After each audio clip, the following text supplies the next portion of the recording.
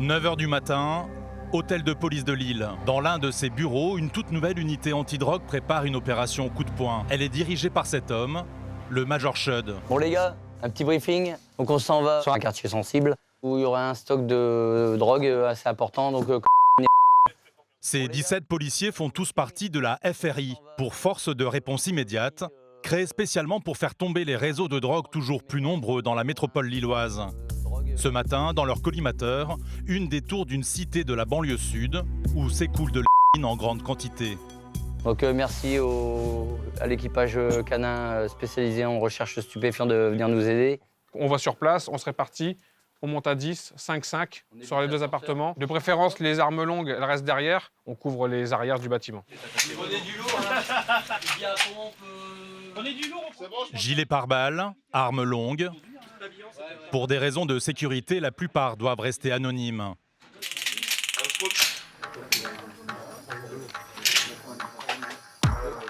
La tour dans laquelle ils vont intervenir est appelée ici la tour de la mort. Donc unité FRI qui part en perquisition demande une unité de renfort pour les abords si possible. Les hommes de la FRI s'attendent à croiser sur place de nombreux dealers et surtout beaucoup de consommateurs, car nous sommes le 5 du mois. Une journée particulière que les policiers surnomment la Sainte Touche. Ah, c'est une expression chez nous, la Sainte Touche, parce qu'ils viennent de percevoir leur salaire, les allocations familiales, etc. Donc ils ont un apport d'argent du début de mois, donc ils viennent acheter beaucoup en début de mois. Les 4 voitures banalisées de la FRI convergent vers la cité dominée par 3 hautes tours. Fred, le bras droit de Chud, connaît parfaitement les lieux. Il sait que les réseaux de drogue y sont bien implantés et très organisés. T'as les 2 tours là-bas, là, qui sont les tours vertes où ça vend de la b***. Et à droite, la tour rouge, qui est surnommée la tour de la mort, parce que c'est là où ils vendent de la mort, quoi. L'héros, la Ça klaxonne. Ça klaxonne. À leur arrivée, un groupe de jeunes se met à hurler. On les appelle les choufs, des guetteurs. Ils avertissent les dealers positionnés dans les différents étages. Ça, c'est la tour à b***. Eux, ils sont payés 80 balles par jour pour être en bas et dire attention, ils arrivent. La voiture de la FRI est prise pour cible. Une bouteille éclate au pied de la portière. Là, c'est pour nous dégager, hein, clairement. Hein. Le problème, c'est que nous, on part pas, quoi. Allez, on y va. Arrivés au pied de la tour, les hommes de la FRI foncent dans la cage d'escalier, là où dealers et acheteurs font généralement affaire. Au premier étage, des traces de squat au sol. Un peu plus haut, les policiers tombent sur des acheteurs en attente. Mais aucune trace du dealer. C'est le début, je dois avoir à fond en produit.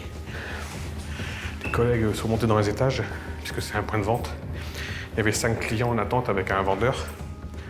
Et forcément, à la vue des collègues, le vendeur est monté, il est réfugié dans un appartement quelque part ici.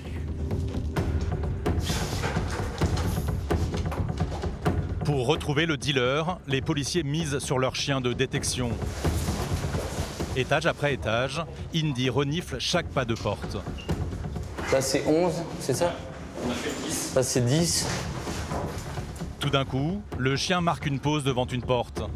Les hommes de la FRI se mettent immédiatement en position. Police! Police, on va défoncer la porte, ouvre! À ce stade de l'opération, Chud n'a aucune garantie que le dealer se trouve derrière cette porte.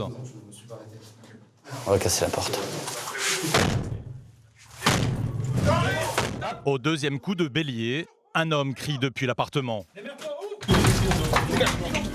L'homme qui ouvre la porte est le locataire des lieux.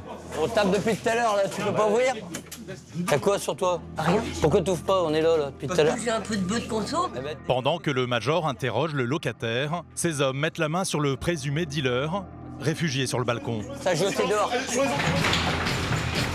Il vient de jeter un sac à l'extérieur. C'est la course pour le récupérer avant ses complices.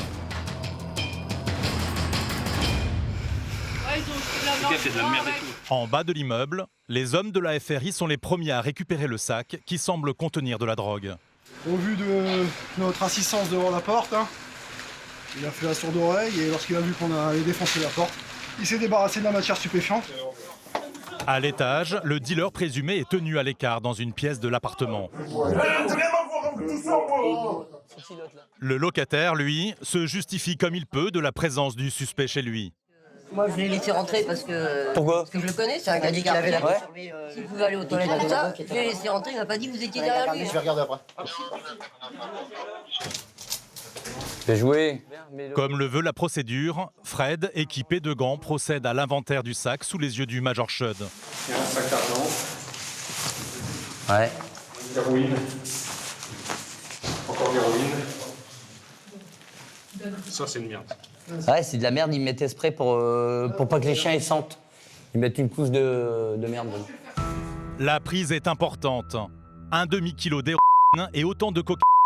Sans compter l'argent, plus de 2600 € en billets. Faut faire une quise à fond. La perquisition réserve une autre surprise aux policiers. Là, c'est des qu'on a découvert dans le coffre et la clé, c'était monsieur qui l'avait sur lui. Donc il est quand même impliqué dans ce trafic. À quel niveau? Ça, on ne sait pas. Bah, c'est Lille, bienvenue à Lille. Mais c'est pas fini la journée. Le suspect est rapidement escorté vers le commissariat.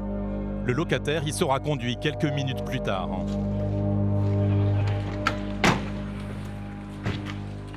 C'est un supermarché. Ça génère des milliers d'euros par jour et des kilos de drogue par jour. Mais on sera là, on sera toujours là. La tour de la mort, comme l'appellent les hommes de la FRI, n'a pas livré tous ses secrets et ils vont vite s'en rendre compte.